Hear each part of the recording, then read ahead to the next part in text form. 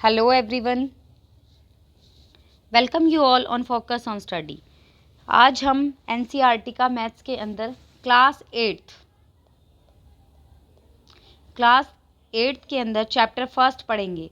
Chapter first क्या है? Rational numbers. ठीक है, आज हम पढ़ेंगे क्लास एट्थ का चैप्टर फर्स्ट रैशनल नंबर। आज हमारी फर्स्ट क्लास है जो हम स्टार्ट करें। हमारा सबसे फर्स्ट टॉपिक आता है रैशनल नंबर्स।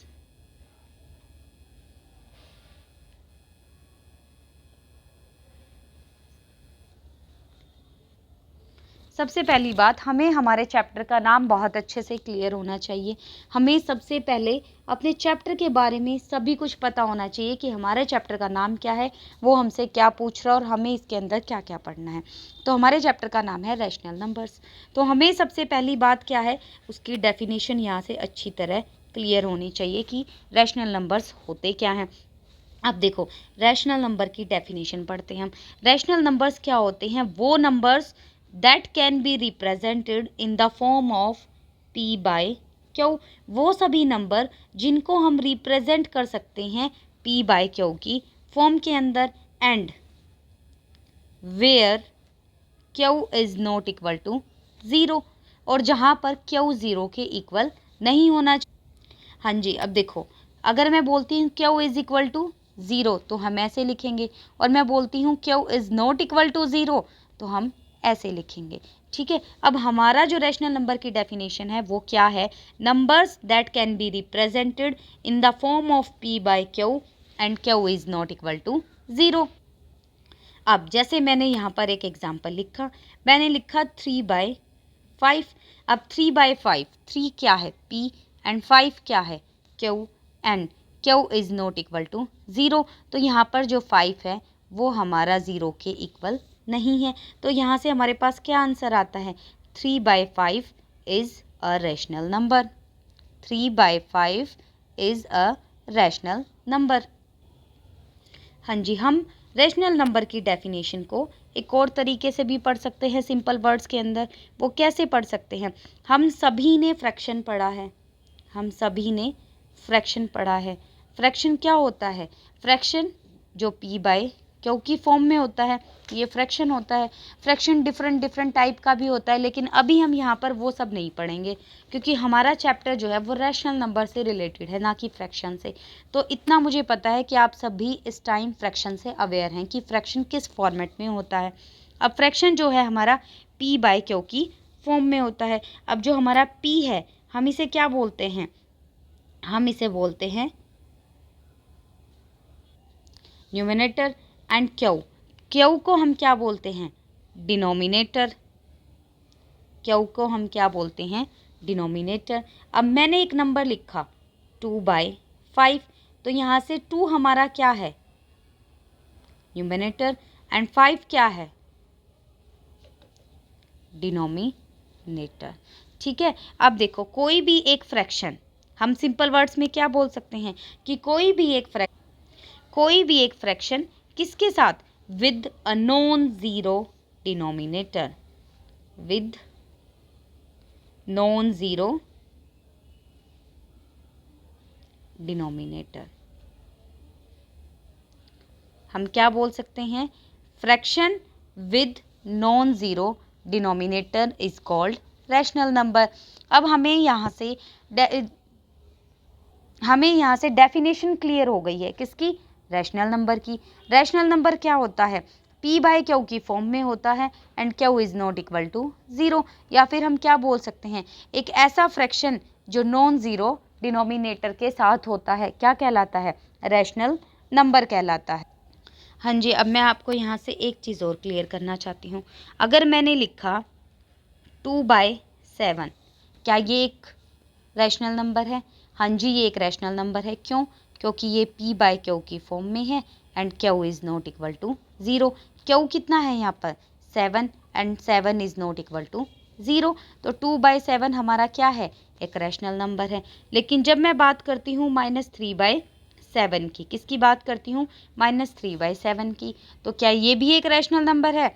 हाँ जी, अब देखिए, ये भी पी बाय क्यू की फॉर्म में है, and Q is not equal to zero. यहाँ पर भी क्यू क्या है? 7 है। ज़रूरी नहीं है कि 7 ही हो, अगर मान लो मैं ये 3 ले लेती हूँ या 19 ले लेती हूँ, अब 19 भी क्या है, 0 के इक्वल नहीं है, तो ये भी क्या है, हमारा एक रैशनल नंबर है। अब देखो कुछ लोग कुछ बच्चे क्या सोचेंगे कि वो सिर्फ पॉजिटिव में ही होना चाहिए, या नेगेटिव में क्यों किया, नेगेटिव में था तो ये रैशनल नंबर कैसे बन गया। अब देखो यहाँ पर क्या होना चाहिए, एक इंटीज़र होना चाहिए, ठीक है, और हमारा 2 भी इंटीज़र है और -3 भी इंटीज़र है, ठीक है। ये हमारा यहाँ पर 2 भी इंटीज़र है और -3 भी इंटीज़र है, इससे कोई भी फ़र्क नहीं पड़ता। हमें सिर्फ देखना किसे है, हमें सिर्फ देखना क्यू को है, हमें सिर्फ किसे देखना है, क्यू को देखना है कि वो हमारा एक नॉन ज़ीरो होना चाहिए, वो कभी भी ज़ीरो नहीं होना चाहिए, ठीक है। अब देखो, अब इंटीज़र्स क्या होते हैं, इंटीज़र्स क्या होते हैं ये हमें सबसे पहले पता होना चाहिए, तभी तो मैं अगर बात कर रही हूँ कि पी हमारा इंटीज़र होना चाहिए।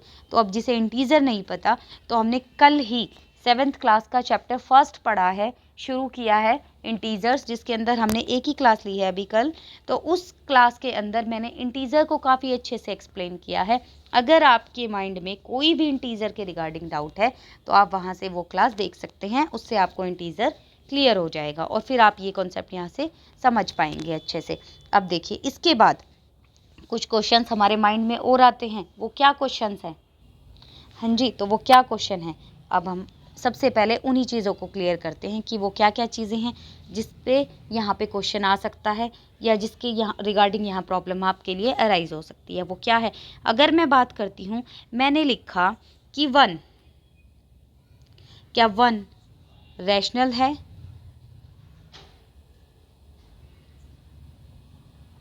जो 1 है वो हमारा रैशनल नंबर है या नहीं है। तो हमें कैसे पता लगेगा कि 1 हमारा रैशनल है या नहीं है। तो देखो मैंने 1 लिया, अब ये क्या है, p है। इसको फ्रैक्शन फॉर्म में बनाने के लिए कुछ भी नीचे नहीं होता, तो हम क्या ले लेते हैं, 1 ले लेते हैं। तो ये क्या बन जाएगा, आपका q बन जाएगा। तो अब मैं क्या पूछ रही हूँ कि q इज़ इक्वल टू 0 और q is not equal to 0। यहाँ से क्या आता है, q की वैल्यू कितनी है, यहाँ 1 है, तो क्या 1 0 के इक्वल है, नहीं है। अब जब हमारा Q जो है वो 0 के इक्वल नहीं है, तो P चाहे कुछ भी हो, हमें इस बात से कोई फ़र्क ही नहीं पड़ता। हमें सिर्फ Q को देखना है कि P बाय Q के फॉर्मेट में हो और Q हमारा 0 ना हो। तो Q हमारा 0 नहीं है, Q हमारा कितना है, यहाँ पर 1 है, तो यहाँ से 1 हमारा क्या बन गया, 1 इज़ अ रैशनल नंबर। ये फर्स्ट डाउट यहाँ से हमारा क्लियर हो जाता है। अब इसके बाद एक और डाउट आता है, वो क्या आता है, नेक्स्ट चीज़ हमारे पास आती है 0। 0 इज़ रैशनल और नॉट, 0 हमारी रैशनल नंबर है या नहीं है। तो सबसे पहली बात तो मैं आपको बता देती हूँ, यस 0 इज़ रैशनल नंबर। 0 एक रैशनल नंबर है, 0 क्या है, एक रैशनल नंबर है। अब हमें कैसे पता लगा कि 0 जो है वो रैशनल नंबर है। 0 ये क्या है, हमारा p है, 1 है, रुक रहा था, हाँ जी, देखो 0 क्या है, हमारा p है, और यहाँ नीचे डिनोमिनेटर में क्या है, 1 है, और 1 क्या है, हमारा q है, 1 क्या है, हमारा q है। और हम क्या पढ़ते हैं रैशनल नंबर के अंदर कि q हमारा 0 नहीं होना चाहिए, हमें p को देखना ही नहीं है, p तो एक इंटीजर होना चाहिए, ठीक है, p एक इंटीजर होना चाहिए और q हमारा 0 नहीं होना चाहिए। तो q तो हमारा 1 है, तो हमें बाकी से कोई मतलब ही नहीं है कि क्या है क्या नहीं है। तो q 0 नहीं होना चाहिए और p एक इंटीजर होना चाहिए। तो p एक इंटीजर है और q हमारा 0 नहीं है। तो यहाँ से क्या आता है, yes 0 is a rational number. आज देखो हमने क्या पढ़ा, हमने क्या पढ़ा है, हमने अपना जो डेफिनेशन पढ़ी है रैशनल नंबर की। हमने क्या पढ़ा है कि रैशनल नंबर क्या होते हैं, और रैशनल नंबर के रिगार्डिंग जो भी क्वेश्चंस अराइज होते हैं, जो भी प्रॉब्लम्स आती हैं, वो सभी हमने यहाँ पर डिस्कस की हैं। अब देखो इसके बाद जो हमारा सबसे मोस्ट इम्पॉर्टेंट टॉपिक है इसके अंदर, जो हमें अच्छे से पढ़ना है, वो क्या है, प्रॉपर्टीज़ ऑफ रैशनल नंबर। वो क्या है, प्रॉपर्टीज़ ऑफ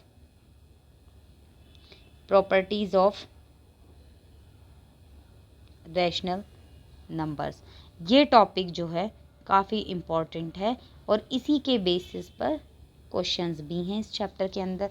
अब देखो, इससे जानने से पहले, ये टॉपिक जो हम नेक्स्ट क्लास में करेंगे, लेकिन उससे पहले कुछ बेसिक चीज़ें आपको पता होनी चाहिए। वो बेसिक चीज़ें क्या क्या होती हैं? जैसे देखो, हमारी प्रॉपर्टीज़ होती है, closure property, communicate, associative property, ये सब चीज़ें हमें इसके अंदर पढ़नी होती हैं। लेकिन देखो, उससे पहले कुछ बेसिक चीज़ें, अब देखो मैं सिर्फ रैशनल नंबर की ये प्रॉपर्टीज़ आपको पढ़ाऊंगी, लेकिन ये सभी प्रॉपर्टीज़ होल नंबर्स पर भी अप्लाई होती हैं, इंटीजर्स पर भी अप्लाई होती हैं, क्योंकि यहाँ पर हमारा चैप्टर रैशनल नंबर है। तो अब देखो, इंटीजर्स पर, होल नंबर्स पर, ये तो हम बार बार नहीं पढ़ेंगे ना, हमें तो सिर्फ रैशनल नंबर्स की प्रॉपर्टी पढ़नी है।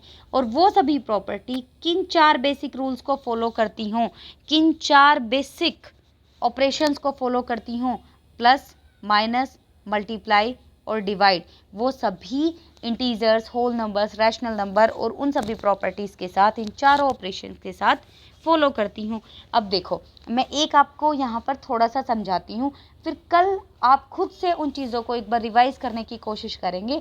फिर नेक्स्ट क्लास में हम रैशनल नंबर की प्रॉपर्टीज़ पढ़ेंगे। मैं आपको होल नंबर्स की, इंटीजर्स की थोड़ी थोड़ी यहाँ पर चीज़ें बताती हूँ, जिससे वो चीज़ें आपको पता भी होंगी और अभी बताने के बाद काफ़ी सारी बातें आपको क्लियर भी हो जाएंगी।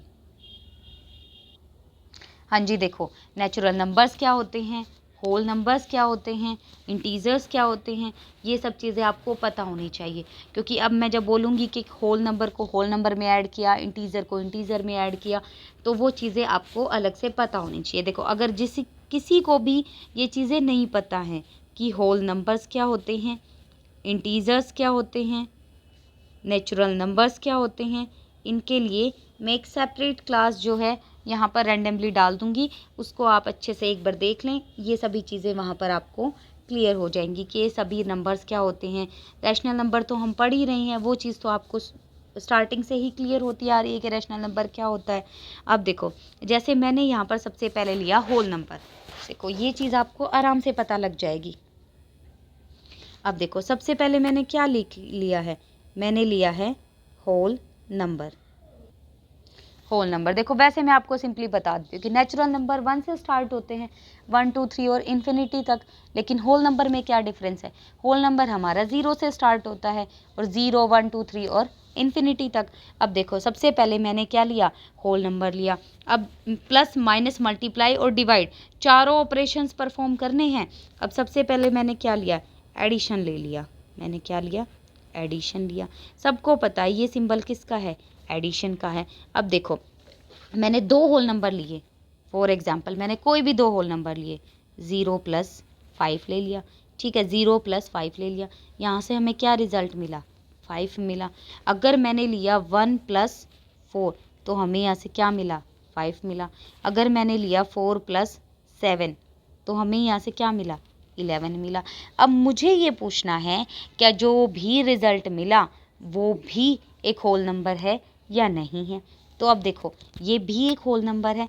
यहाँ से हमें क्या पता लगा कि जब मैं a + b करती हूँ, जो भी हमारे पास रिजल्ट आता है वो भी एक होल नंबर आता है। अगर a हमारा होल नंबर है, b हमारा होल नंबर है, तो जो हमारे पास रिजल्ट आता है वो भी एक होल नंबर आता है।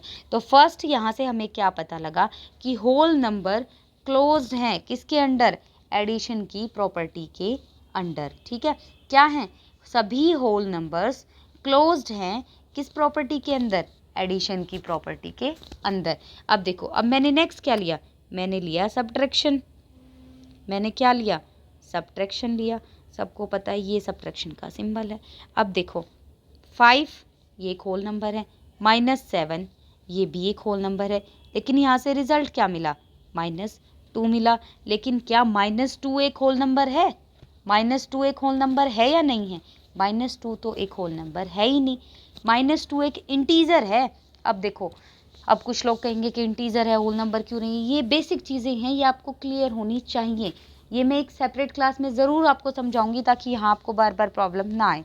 अभी सिर्फ आप इतना समझें कि 5 एक होल नंबर है, 7 एक होल नंबर है, लेकिन जब हम इनके ऊपर सब्ट्रैक्शन अप्लाई करते हैं तो यहाँ पर आता है -2, और -2 एक होल नंबर नहीं है, -2 एक होल नंबर नहीं है। तो अब मुझे ये बताइए, क्या होल नंबर क्लोज्ड होते हैं सब्ट्रैक्शन की प्रॉपर्टी के अंदर? क्लोज्ड होते हैं या नहीं होते? नहीं होते। क्यों? क्योंकि जब मैं a माइनस बी करती हूँ तो जो हमारे पास रिजल्ट आता है वो भी होल नंबर नहीं आता। ठीक है, ऐसे ही फिर हम क्या करेंगे? मल्टीप्लाई करेंगे, फिर ऐसे ही क्या करेंगे? डिवीज़न करेंगे। ये देखो, ये किसकी प्रॉपर्टीज़ मैं आपको बता रही हूँ। देखो, ये मेरे चैप्टर का पर्पस नहीं है यहाँ पर पढ़ना कि मैं होल नंबर की चारों प्रॉपर्टीज़ आपको समझाऊँ, फिर इंटीजर की आपको समझाऊँ, नहीं। हमें पढ़ना है कि रैशनल नंबर्स क्या है और रैशनल नंबर्स की प्रॉपर्टी क्या है। अब कुछ बच्चों को ये चीज़ यहाँ पर समझ नहीं आएगी, इसलिए मैंने आपको यहाँ पर होल नंबर की 2 प्रॉपर्टीज़ एडिशन और सब्ट्रैक्शन जो है अप्लाई करके आपको दिखाई हैं। ऐसे ही फिर आपको मल्टीप्लिकेशन अप्लाई करनी है, ऐसे ही डिवीज़न अप्लाई करनी है। ठीक है, अब देखो मैं मल्टीप्लिकेशन भी करके आपको दिखाती हूँ। अब मैंने लिखा मल्टीप्लिकेशन। ठीक है, अब मैंने क्या लिखा? मल्टीप्लिकेशन। मल्टीप्लिकेशन। अब मल्टीप्लिकेशन के अंदर जैसे मैंने लिखा 0 एक होल नंबर है, इंटू 3 भी एक होल नंबर है। तो 0 को किसी भी नंबर से मल्टीप्लाई करने पर क्या आता है? 0 आता है। ठीक है, अब मैंने लिखा 3 × 7, तो यहाँ पर क्या आ जाएगा? 21। यहाँ पर क्या आ जाएगा? 21 आ जाएगा। ठीक है, अब यहाँ पर भी रिजल्ट क्या आ रहा है हमारा? ये भी एक होल नंबर है, ये भी एक होल नंबर है, और यहाँ पर भी क्या मिल गया आपको? होल नंबर ही मिल गया। अब देखो, अब ये बताइए क्या होल नंबर मल्टीप्लाई की प्रॉपर्टी के अंदर क्लोज्ड है या नहीं है? तो यहाँ पर ये क्लोज्ड है। अब देखो, कुछ बच्चे क्या सोचेंगे कि यहाँ पर -3 क्यों नहीं लिया? -3 लेते तो वहाँ -21 आ जाता, फिर ये प्रॉपर्टी को फॉलो नहीं करता। लेकिन -3 तो एक होल नंबर है ही नहीं, हमें यहाँ पर भी होल नंबर चाहिए और बी पर भी होल नंबर चाहिए, तभी रिजल्ट में हमारे पास होल नंबर मिलेगा। ठीक है, हमने एडिशन की प्रॉपर्टी पढ़ी, सब्ट्रैक्शन की प्रॉपर्टी पढ़ी, मल्टीप्लिकेशन की प्रॉपर्टी पढ़ी। अब हमारे पास फोर्थ ऑपरेशन कौन सा बच गया? डिवाइड बच गया। ठीक है, अब एक डिवीज़न की प्रॉपर्टी को और देख लेते हैं। ठीक है, अब देखिए नेक्स्ट प्रॉपर्टी क्या है आपकी? डिवीज़न। क्या है? डिवीज़न। ये डिवीज़न का सिंबल है। अब देखो मैंने लिखा 5 एक होल नंबर है, डिवाइड बाय 8। ठीक है, 5 डिवाइड बाय 8, 5 डिवाइड बाय 8। अब बताइए, ये तो डिवाइड हो ही नहीं रहा, 5 डिवाइड बाय 8 आ गया हमारा रिजल्ट। तो क्या ये एक होल नंबर मिला हमें? नहीं मिला, ये तो एक फ्रैक्शन मिल गया। ये एक फ्रैक्शन मिल गया ना, ये एक होल नंबर तो नहीं मिला ना। अब देखो, whole number are closed under fraction, sorry closed under division और नॉट। क्या होल नंबर डिवीज़न के अंडर क्लोज्ड होते हैं? नहीं होते, नहीं होते ना, क्योंकि जब मैंने a डिवाइड बाय b किया, a हमारा होल नंबर है, b हमारा होल नंबर है, लेकिन हमें रिजल्ट जो है होल नंबर नहीं मिला। ठीक है, तो ये इस प्रॉपर्टी के अंदर क्लोज्ड नहीं होते हैं। अब देखो यहाँ पर इस पूरे कॉन्सेप्ट को समझाने, इस होल नंबर के पूरे कॉन्सेप्ट, क्लोजर प्रॉपर्टी समझाई है मैंने आपको। ये कौन सी प्रॉपर्टी समझाई है? क्लोजर प्रॉपर्टी समझाई है। एडिशन, सब्ट्रैक्शन, ये कौन सी प्रॉपर्टी समझाई है? क्लोजर। लेकिन इस क्लोजर प्रॉपर्टी के अंदर एडिशन, सब्ट्रैक्शन, मल्टीप्लिकेशन और डिवीज़न, ये चारों ऑपरेशन परफॉर्म करके दिखाने का पर्पस सिर्फ आपका बेसिक कॉन्सेप्ट क्लियर करना था। इस चैप्टर के अंदर इस कॉन्सेप्ट का कहीं पर कोई यूज़ नहीं होगा, हमारा यूज़ होगा रैशनल नंबर्स का। लेकिन आपको ये चीज़ें पता होनी चाहिए। अब कल की क्लास में आप आने से पहले खुद ही क्या पढ़ के आएंगे? इंटीजर्स की क्लोजर प्रॉपर्टी के चारों ऑपरेशन खुद से रीड करेंगे, खुद से एक बार सॉल्व करके देखेंगे, उससे ही आपको चीज़ें अच्छे से क्लियर हो जाएंगी। फिर उसके बाद नेक्स्ट क्लास के अंदर हम क्या पढ़ेंगे? रैशनल नंबर की ये चारों प्रॉपर्टीज़ पढ़ेंगे। हमारा चैप्टर है रैशनल नंबर, इसलिए हमने आज रैशनल नंबर पढ़ा और कल हम रैशनल नंबर की प्रॉपर्टीज़ पढ़ेंगे। लेकिन उससे पहले मैंने आपको होल नंबर्स की ये प्रॉपर्टीज़ समझाई ताकि आपको बेसिक चीज़ें क्लियर हो जाए, और इंटीजर्स की ये बेसिक चीज़ें आपको खुद से पढ़नी है। ठीक है, कल की क्लास में हम क्या पढ़ेंगे? रैशनल नंबर की प्रॉपर्टीज़ क्या होती हैं। अभी तक जो भी इस क्लास के अंदर हमने किया है आप उसे अच्छे से रिवाइज़ करें। कोई भी प्रॉब्लम आती है तो उसे कमेंट सेक्शन में लिखें। Thank you everyone.